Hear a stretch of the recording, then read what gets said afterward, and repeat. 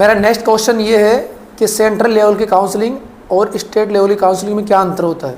बहुत अच्छा क्वेश्चन है सत्यनारायण जी। है सेंट्रल लेवल की काउंसलिंग को समझिए आप, भारत के अंदर फेडरल सिस्टम है और भारत के 29 स्टेट्स और जो यूनियन टेरिटरीज है उनमें जितने भी कॉलेजेज हैं, तो हर स्टेट गवर्नमेंट की कॉलेज में 85% सीट्स उस स्टेट के बच्चों के लिए रिजर्व है और 15% मीन्स 15% सीट्स पूरे भारत के बच्चों के लिए ओपन है। सपोज कीजिए किसी राजस्थान स्टेट की किसी गवर्नमेंट कॉलेज में 100 सीट्स है, तो 100% गवर्नमेंट सीट में से, फिर से देखिए 100 सीट से गवर्नमेंट सीट, उसमें 15% यानी कि 15, ये 15 सीटें ओपन है और इसके इन 15 सीटों में एडमिशन ऑल इंडिया काउंसलिंग से होता है।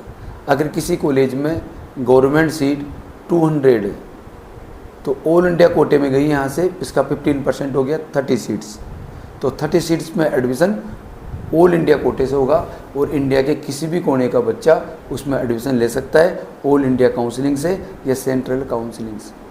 किसी कॉलेज में 300 सीट्स है गवर्नमेंट सीट, उन गवर्नमेंट सीट में 15% ओपन सीट होगी सेंट्रल काउंसलिंग के लिए, उनको बोलते हैं ऑल इंडिया कोटा।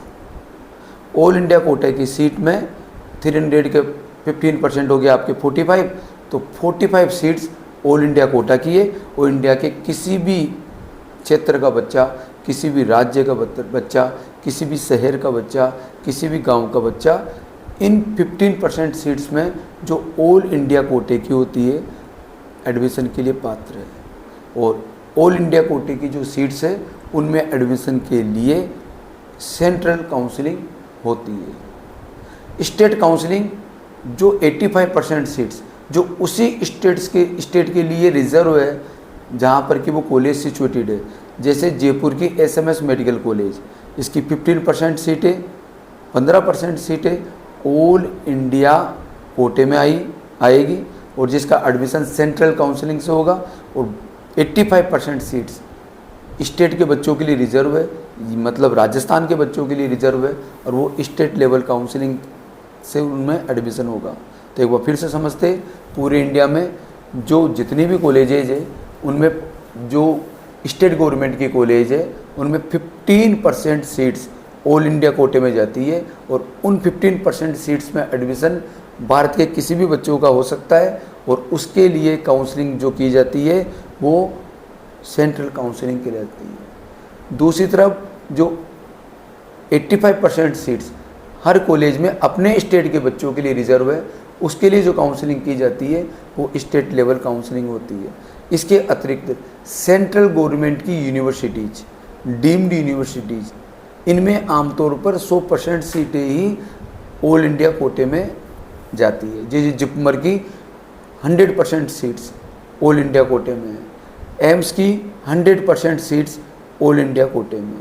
तो इस प्रकार ऐसी डीम्ड यूनिवर्सिटीज़, सेंट्रल यूनिवर्सिटीज़ जिनमें 100% सीट्स ऑल इंडिया कोटे में है, उनका एडमिशन भी सेंट्रल गवर्नमेंट की काउंसलिंग के द्वारा या सेंट्रल काउंसलिंग के द्वारा दिया जाता है।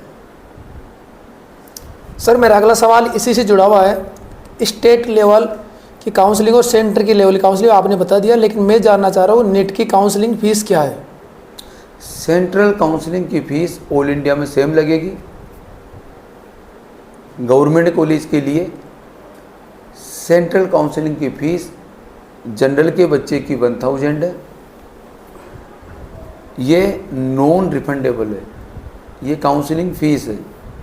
इसके अतिरिक्त जनरल के बच्चे को सेंट्रल काउंसलिंग में पार्टिसिपेट करने के लिए 10,000 रुपीज़ सिक्योरिटी मनी जमा करानी है जो रिफंडेबल है। SC ST के बच्चे को 500 रुपीज़ काउंसलिंग फीस जमा करानी है और 5000 रुपीज़ सिक्योरिटी डिपॉजिट करानी है। अगर डीम्ड यूनिवर्सिटी और प्राइवेट यूनिवर्सिटी में आपको एडमिशन लेना है तो काउंसलिंग की प्रोसेसिंग फ़ी है 5000 रुपीज़, सिक्योरिटी मनी है 2 लाख रुपीज़। ये general, ST SC OBC EWS सभी कैटेगरीज के लिए सेम है, डीम्ड यूनिवर्सिटी और प्राइवेट यूनिवर्सिटीज़ के मामले में।